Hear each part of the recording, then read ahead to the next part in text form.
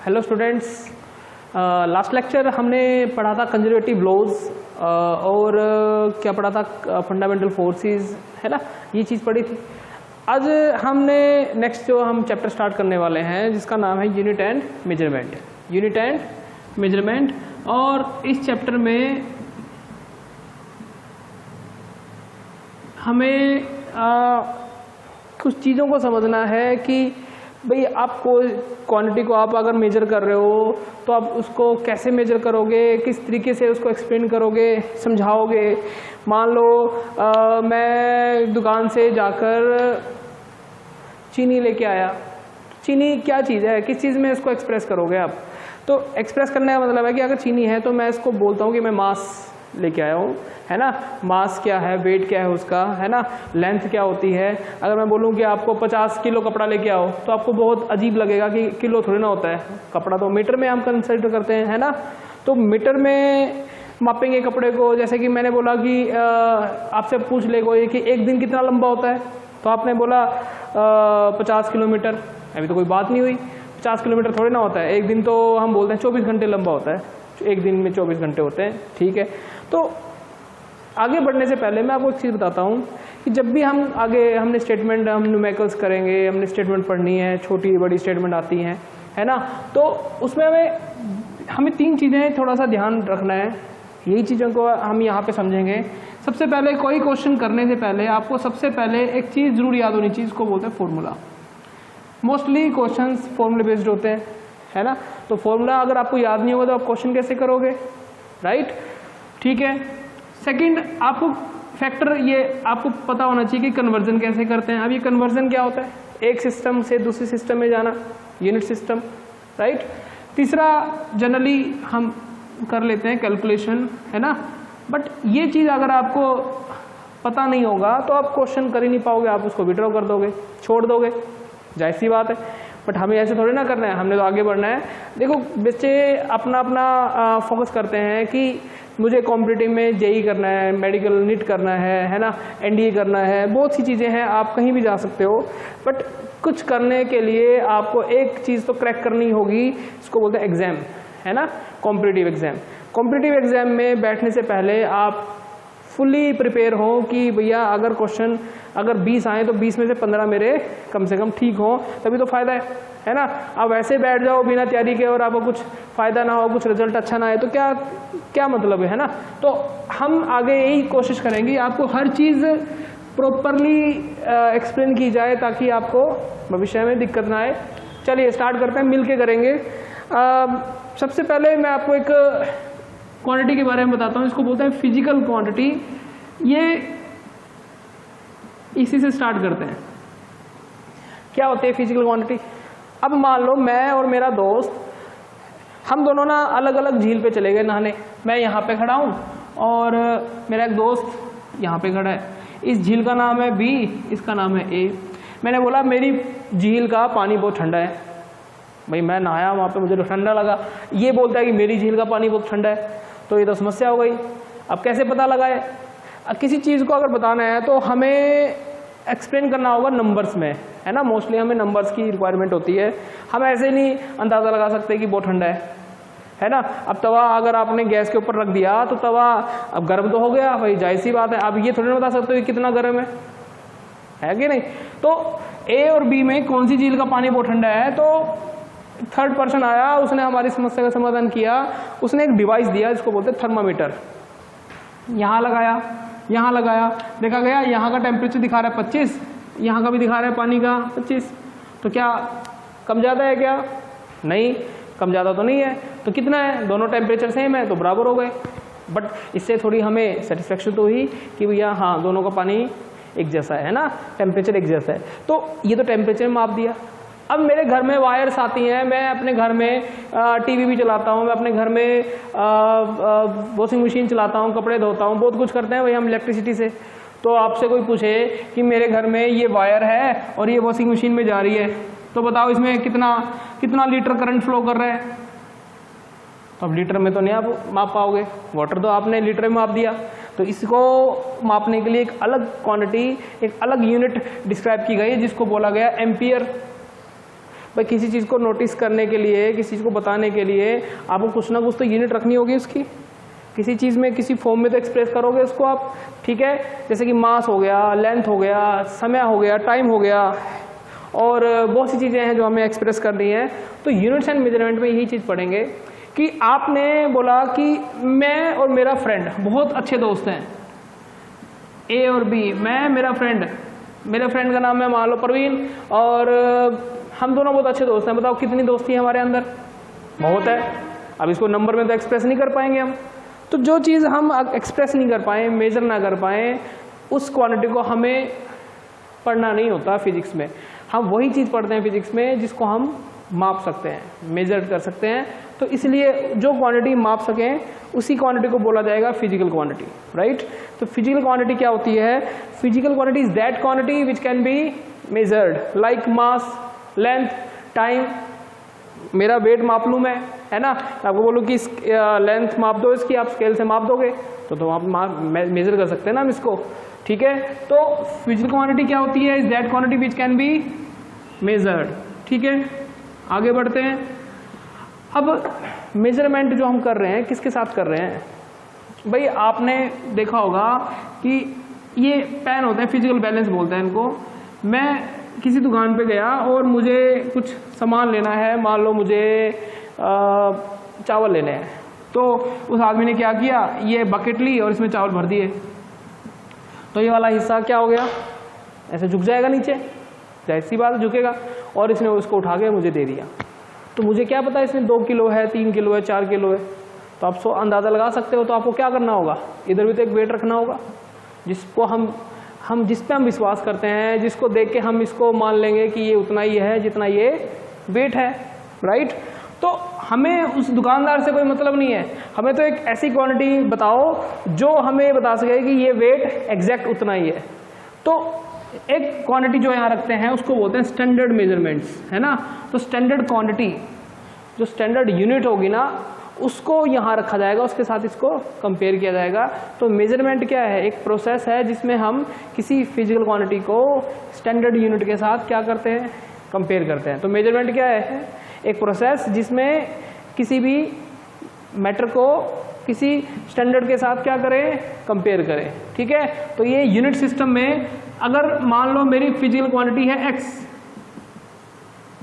Physical quantity है x, और मैं कंपेयर करना है मुझे, तो मैंने यहाँ पे पहले रखा 1 मतलब यूनिट, तो 1 रखा, तो मेरी जो यूनिट होगी u, अब मैं उसको अगर 2 से मल्टीप्लाई कर दूं तो ये 2u हो जाएगा, 3 से कर दूं 3u, n से कर दूं तो nu। तो जो आप नंबर लिख रहे हो ना उसको बोला जाता है मैग्नीट्यूड ऑफ दैट क्वांटिटी। तो मैंने नंबर लिखा, और जो स्टैंडर्ड यूनिट ले रहा हूँ मैं किसी भी क्वांटिटी की, मैटर की, मास, लेंथ की, टाइम की, तो उसको लिखा जाएगा। तो हर चीज़ को आप एक दूसरे में एक्सप्रेस नहीं कर सकते। मैं आपको बोलूँ कि 50 किलो कपड़ा लेके आओ, तो आप उसको बोलोगे भाई 50 किलो तो कुछ नहीं होता, हम तो कपड़ा मीटर में मापते हैं। तो मीटर तो लेंथ होती है, तो लेंथ को हम किलोग्राम में एक्सप्रेस नहीं कर सकते, और किलोग्राम को लेंथ में मीटर में एक्सप्रेस नहीं कर सकते, ठीक है। तो x = nu एक स्टैंडर्ड चीज़ है, तो हम जानते हैं, है ना। अगर मैं इस पर फोर्स लगा रहा हूँ, मान लो मैंने फोर्स लगाई, अब उसको मापना है, तो उसको मापने का एक तरीका बनाया मैंने, न्यूटन में मापेंगे उसको हम, ठीक है। तो मैंने बोला 50 न्यूटन मैंने इस पर फोर्स लगाई, इस बोर्ड पे, तो क्या लिखूँ मैं? Force = 50 × Newton. तो न्यूटन क्या हो गया उसका? स्टैंडर्ड यूनिट, और 50 क्या है? मैग्नीट्यूड, जो मैंने इस पर लगाया। 50 लगाऊं, 10 लगाऊं, 20 लगाऊं, तो ये हमारा मैग्नीट्यूड हम चेंज कर रहे हैं, बट फोर्स तो नहीं चेंज हो रही ना, सॉरी यूनिट तो नहीं चेंज हो रही ना उसकी, न्यूटन है, तो हम न्यूटन में ही उसको कंसीडर करते हैं। तो ऐसे ही हम आगे और भी यूनिट्स लिखेंगे, और भी हम क्वांटिटी के बारे में पढ़ेंगे। आगे बढ़ते हैं। देखिए, अब फिजिकल क्वांटिटी में हर किसी अलग अलग क्वांटिटी लेंगे हम, उसके लिए अलग अलग यूनिट हमने सेट कर दी कि भैया इसके लिए ये यूनिट बनाएंगे, इसके लिए ये यूनिट बनाएंगे। अब उसने बोला कि आप यूनिट तो बना रहे हो, अब यूनिट आपने बोल दिया कि मेरे घर के बाहर एक बड़ा सा पत्थर है और मैंने उस पत्थर पे लिख दिया 1 किलो मास के लिए, मास क्वांटिटी है, और उस पर लिख दिया 1 किलो, मतलब ये 1 किलो, आज से इसको 1 किलो मानेंगे। अब इतना बड़ा पत्थर और आपको बोलूँ कि आप ले जाओ अपने घर पर, आप कैसे लेके आओगे? जेब में तो डालने से रहा भाई, तो कैसे करें? तो चॉइस होनी चाहिए हमारी यूनिट सिस्टम की, वो कैसी हो वो ज़रूरी है। तो एक छोटी सी चीज़ हम पढ़ते हैं, चॉइस ऑफ यूनिट, है ना। तो आप यूनिट बनाओगे किसी चीज़ को तो चॉइस क्या हो? सबसे पहली बात तो भाई इसका साइज़ कैसा हो, ऐसा हो कि हमें उसको लाने ले जाने में दिक्कत ना हो। तो मैंने यहाँ लिखा है ना, it should be suitable size, it should be in suitable size में होना चाहिए, ठीक है भाई। तो इसकी यूनिट जो हम बनाएंगे, हम मेजर कर रहे हैं किसी क्वांटिटी को किसी स्टैंडर्ड के साथ, तो वो जो स्टैंडर्ड है उसकी कुछ तो खासियत होनी चाहिए, तो वो खासियत हम लिख रहे हैं यहाँ पे। उसकी चॉइस क्या होनी चाहिए, हमारी चॉइस क्या हो? साइज कैसा होना चाहिए? सुटेबल होना चाहिए, है ना, ज़्यादा बड़ा नहीं होना चाहिए। भाई आपने देखे हैं बट्टे बोलते हैं उनको, वेट्स जो होते हैं छोटे छोटे होते हैं, 1 किलो का, फिर थोड़ा 2 किलो का, फिर 20 किलो का, इतना बड़ा होता है, देखा होगा आपने, ठीक है। और दूसरा क्या है, it should be easily available, available भी तो होना चाहिए। अब यहाँ से 50 किलोमीटर दूर एक आदमी ने बोला कि मेरे घर के बाहर जो छोटा सा पत्थर है उसको 1 किलो मानेंगे, अब मुझे चाहिए एट द स्पॉट, इसी टाइम। अब इस इंस्टेंट पे तो मैं कहाँ से लेके आऊँ? तो मुझे अवेलेबल तो हो। अब मैं कहाँ जाऊँगा? तो पहले मैं वहाँ जाऊँगा, उसके बराबर का एक वेट तोलूँगा, फिर उसको घर लेके आऊँगा, ठीक है। तो अवेलेबल हो। तो तीसरा जो है, इट शुड बी रिप्रोड्यूसेबल, ये रिप्रोड्यूसेबल होना चाहिए भाई, मतलब ये रिप्रोड्यूस हो जाए। पानी को जो हम मापते हैं उसकी जो हॉटनेस और कोल्डनेस होती है उसको मापते हैं टेम्परेचर, है ना, उसका टेम्परेचर मापा जाता है। तो मैंने बोला कि मैंने एक एक्सपेरिमेंट करना था और मैंने अपने पानी का टेम्परेचर बढ़ा के 50 डिग्री सेल्सियस कर दिया, ठीक है। अब मुझे इस टेम्परेचर पे करना है और मैं कुछ और काम करने लग गया, तो इसका टेम्परेचर 50 की बजाय 40 आ गया, सराउंडिंग में हीट चली गई, तो 40 हो गई, समस्या हो गई।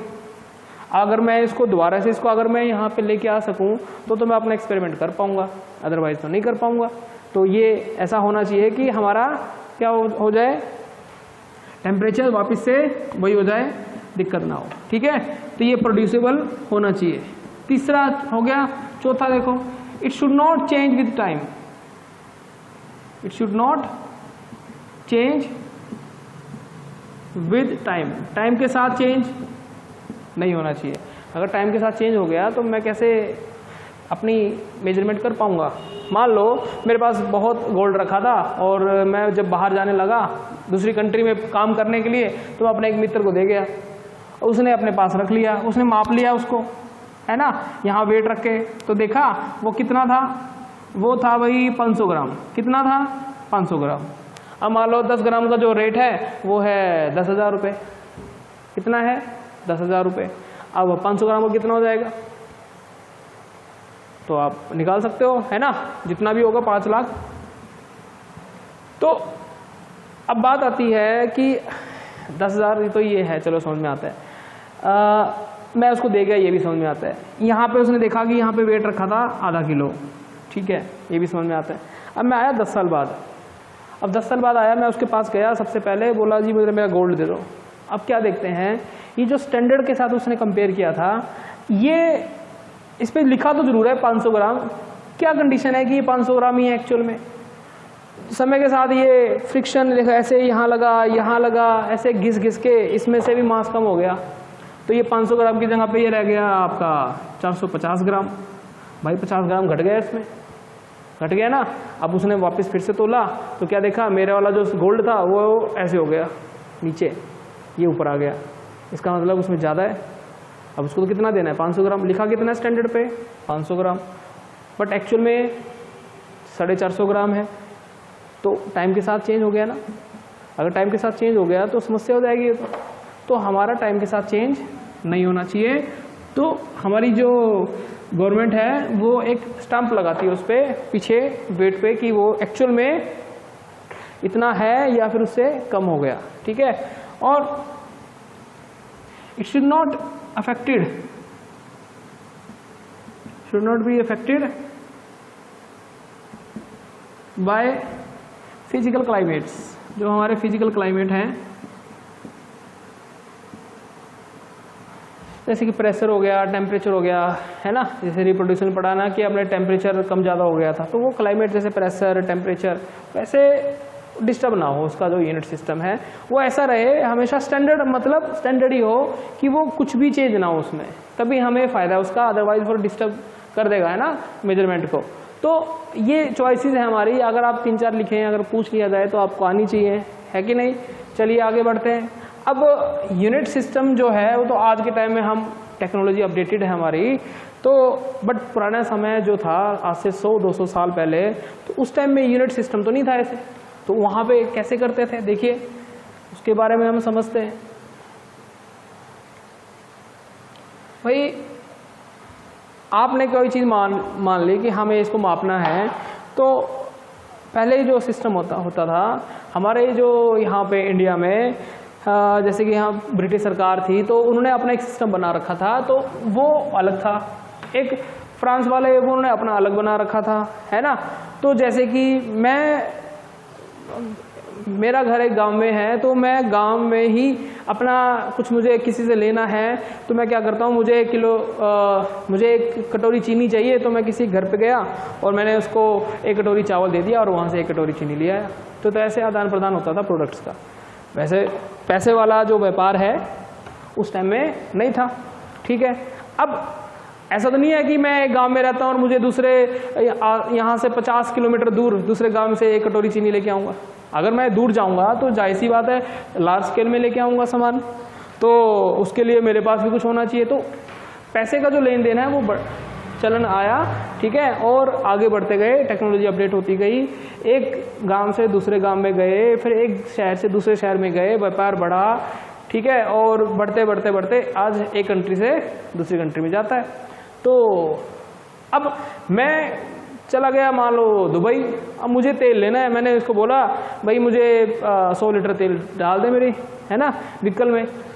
अब उसने बोला जी यहाँ तो लीटर में नहीं मिलता, यहाँ तो गैलन में मिलता है, बैरल में मिलता है। ये तो समस्या हो गई।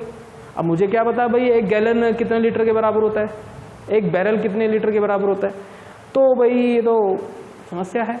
अब समस्या है तो हमें कन्वर्जन तो आए कि मुझे पता होना चाहिए कि वो बैरल मेरे यहाँ पे कितने लीटर के बराबर होता है। तो बेसिकली जो सिस्टम होता था भाई, मास को कैसे मापते थे, लेंथ को कैसे मापते थे, इसको जैसे कि लेंथ, मास, टाइम, स्टैंडर्ड चीज़ें हैं।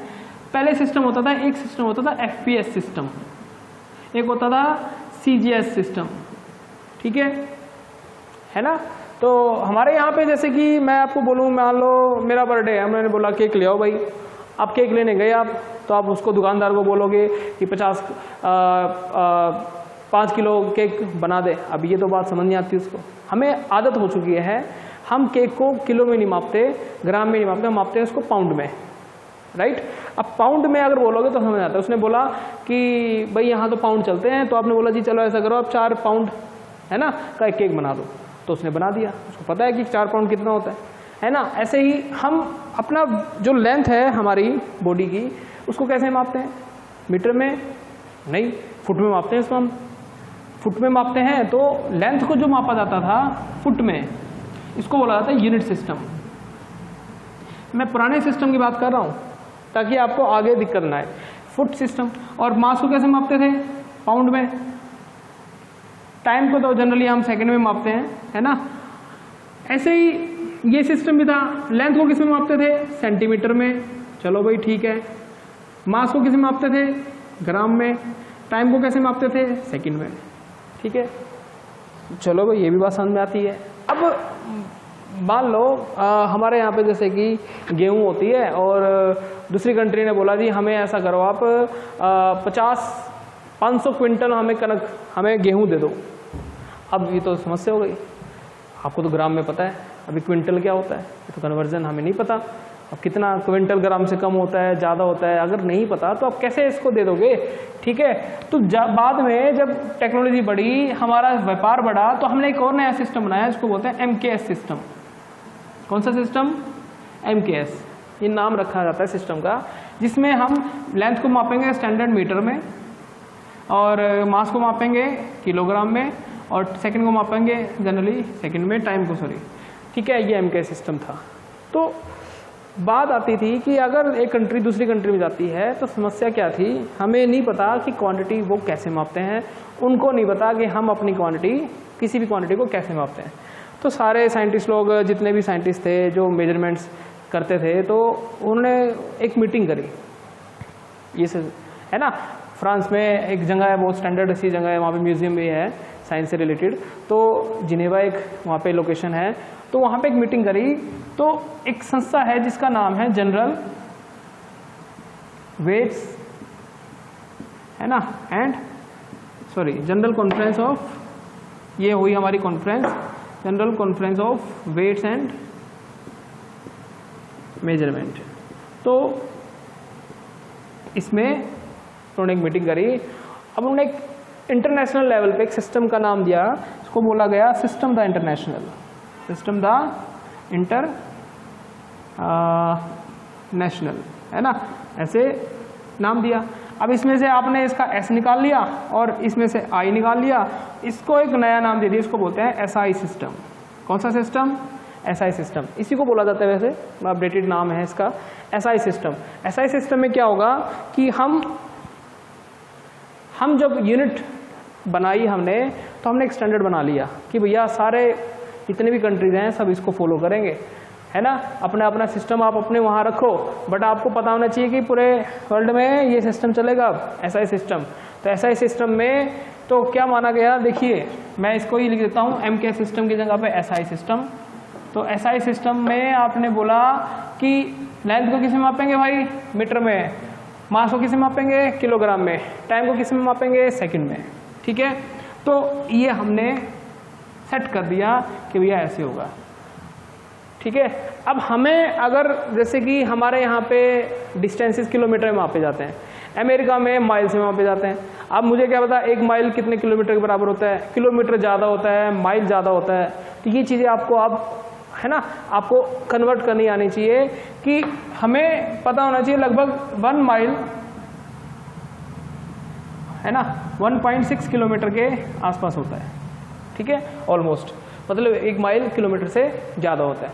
नहीं तो क्या होगा कि मैं अपने यहाँ से जहाज़ उड़ा के ले गया और मैं अमेरिका की तरफ गया, तो उन्होंने बोला जी आप ऐसा करो, थोड़ा सा इधर उधर हो जाओ, 1-2 माइल, हमारे एरोप्लेन हमारी तरफ से भी आ रहा है।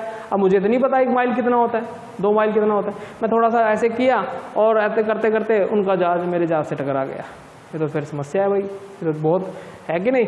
तो ऐसे अगर हमें आता है कन्वर्जन करना तो सफिशेंट है, तो हमें दिक्कत नहीं आएगी। अगर नहीं आती तो इसको सीखना पड़ेगा, बिना इसके तो हम कर नहीं पाएंगे। तो SI सिस्टम हमने एक स्टैंडर्ड बना लिया। आज आगे से हम 2 सिस्टम पढ़ेंगे, SI सिस्टम और CGS सिस्टम, ठीक है। इन दोनों की ही चर्चा करते हैं। फुट पाउंड हमें पता है कितना होता है, वो हम बाद में लिख लेंगे। तो हमें मीटर SI में है, तो सेंटीमीटर किस में है, लेंथ, CGS में लेंथ की यूनिट। तो हमें पता होना चाहिए कि 1 मीटर कितना होता है, 100 सेंटीमीटर। ये तो कोई खास बात नहीं, हमें पता है। ऐसे 1 किलोग्राम कितना होता है, 100 ग्राम कि 1000 ग्राम, 1000 ग्राम। तो सेकंड के लिए तो कोई हमें चिंता ही करनी नहीं, ये तो हमें पता है। तो सब एक यूनिट सिस्टम था, इसको फिर आगे बढ़ाया गया। आज हम इसको फॉलो करते हैं, अच्छे लेवल पे करते हैं, ठीक है। अब बात आती है कि हमने एक चीज़ बनाई कि मैं जब कपड़ा लेके आता हूँ तो मैं इसको किलो में नहीं माप सकता।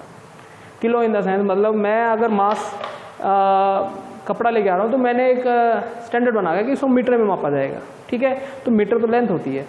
लेंथ बेसिकली क्या होता है, 2 पॉइंट्स के बीच का डिस्टेंस, ठीक है, ये हम एक्सप्रेस करते हैं।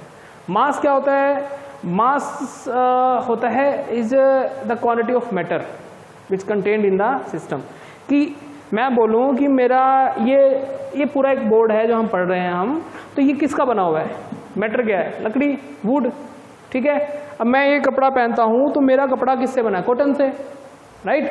तो ऐसे हमें पता हो तो क्या दिक्कत है। तो मास क्या है, जो मैटर से कोई क्वांटिटी सिस्टम बना है।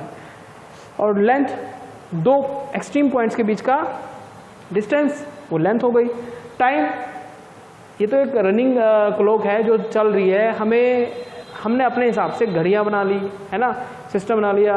पुराने समय में तो ये बता देते थे कि सन के ही टाइम पीरियड से ही पता चल जाता था टाइम कितना है ना, बहुत तरह का सिस्टम होता था। आपने ये वाला देखा होगा, मिट्टी वाली, है ना, आती है, देखी होंगी आपने, इसमें मिट्टी भर देते हैं तो ये नीचे आती है, फिर इसको उल्टा कर देते हैं, ये भी टाइम सिस्टम था मापने का। तो टाइम तो एक क्लॉक है जो हमेशा पॉजिटिव वे में रन करती रहती है, ठीक है। चलिए आगे बढ़ते हैं, आगे आगे आएगा, बार बार इसको हम पढ़ते रहेंगे, अच्छे से समझ में आ जाएगा। देखिए नेक्स्ट हम चलते हैं, सबसे इम्पोर्टेंट चीज़ जो आपको आगे बहुत काम आएगी, उसको बोलते हैं फंडामेंटल क्वांटिटी। कौन सी quantity? Fundamental quantity. Fundamental quantity वो क्वांटिटी होती हैं जो एक दूसरे में एक्सप्रेस नहीं होती। ये मास है, ये लेंथ है, मास को लेंथ में एक्सप्रेस नहीं कर सकता और लेंथ को मास में एक्सप्रेस नहीं कर सकता, है ना।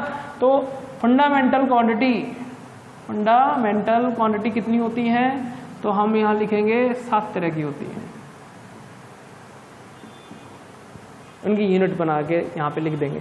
तो fundamental quantity is that quantity which can not express in another quantity.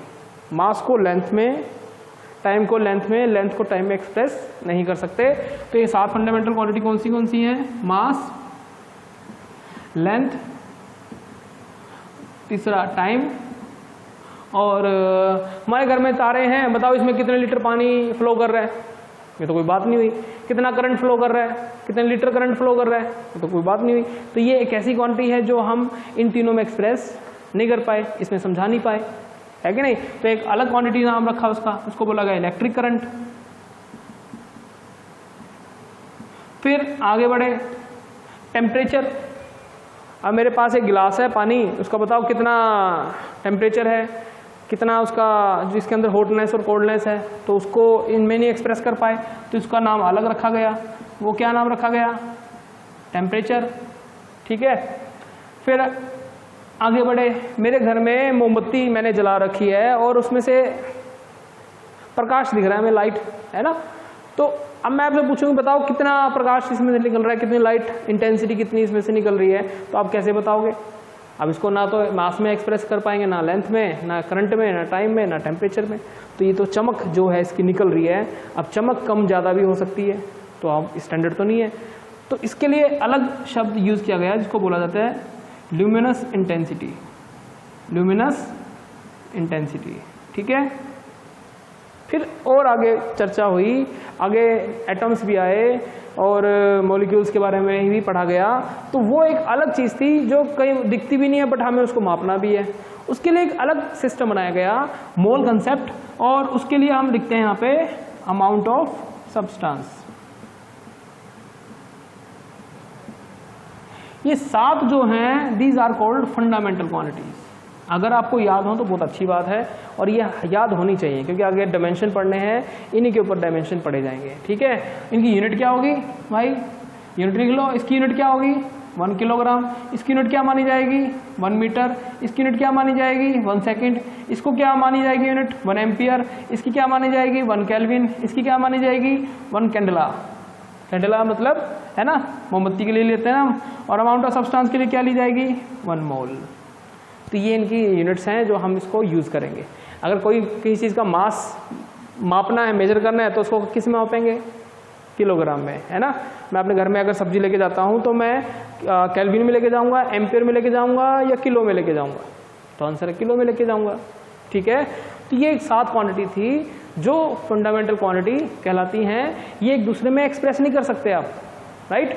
और बाद में फिर और कुछ 2 क्वांटिटी का, है ना, एग्जिस्टेंस दिखाया गया जिसको बोला जाता है सप्लीमेंट्री क्वांटिटी।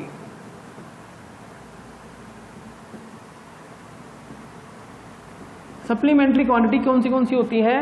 वो 2 तरह की मानी गई। कौन सी है भाई? वो एक होती है प्लेन एंगल। कौन सी होती है? Plane angle. कि प्लेन एंगल कैसे? कि मैं ऐसा करता हूँ कि मेरे यहाँ ऐसे ले लेते हैं अपन, और ये एक बीच में एक यहाँ पे एक क्या बन गया? इंक्लाइन प्लेन में, ऐसे प्लेन कह रहा हूँ, सॉरी, इंक्लाइन बन गया एक, ये एक एंगल ड्रॉ हो गया बीच में। अब मुझे बताओ कि ये इसके ऊपर कितना इंक्लाइंड है। इसको आप इस साथ में एक्सप्रेस नहीं कर पाओगे, इसके लिए अलग सिस्टम बनाया गया। है कि नहीं? तो उसके लिए प्लेन एंगल बोला जाता है। फिर जैसे कि तरबूज खाया आपने, तरबूज में क्या करते हैं, तरबूज को काटते हैं ना, तो तरबूज की शेप कुछ ऐसी हो जाती है ना, ऐसे काट के पीस निकालते हैं, तो यहाँ पे एक एंगल बनता है, पूरा सॉलिड है। जैसे आइसक्रीम खाते हो आप, है ना, कोन वाली, तो उसमें आपने देखा होगा कि ये एक ऐसे है ना, यहाँ पे एक एंगल बना हुआ है, कोन जैसा, कोनिकल शेप होती है ये, तो वो कैसी होती है, वो ऐसी होती है कुछ। तो आप देखो यहाँ पे क्या दिख रहा है आपको, दिख रहा है ना, एक एंगल बना। ये एंगल भी इन सातों में एक्सप्रेस नहीं कर पाएंगे हम, तो इसके लिए भी एक अलग नाम रखा गया, उसको बोला जाता है, क्या बोला जाता है, सॉलिड एंगल, है ना। तो प्लेन एंगल की यूनिट क्या होगी, इसको बोला जाता है रेडियन। हमारे एंगल्स रेडियंस में कंसिडर किए जाते हैं, है ना, और सॉलिड एंगल के लिए स्टेरेडियन, राइट, ठीक है। तो ये 7 फंडामेंटल क्वांटिटी और 2 सप्लीमेंट्री क्वांटिटी आपको याद होनी चाहिए, है ना, काम आती है आगे।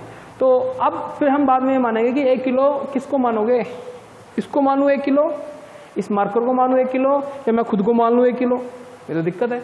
1 मीटर कितना होगा, इतना होगा, इतना होगा। तो हमने अब इनको डिफाइन करना है कि ये जो 1 आप ले रहे हो सिस्टम में यूनिट, वो क्या हो, किस क्वांटिटी को 1 मानेंगे, है कि नहीं। तो नेक्स्ट लेक्चर में अब हम इसी पे चर्चा करेंगे, ठीक है। आज के लिए इतना ही, चलिए, थैंक यू।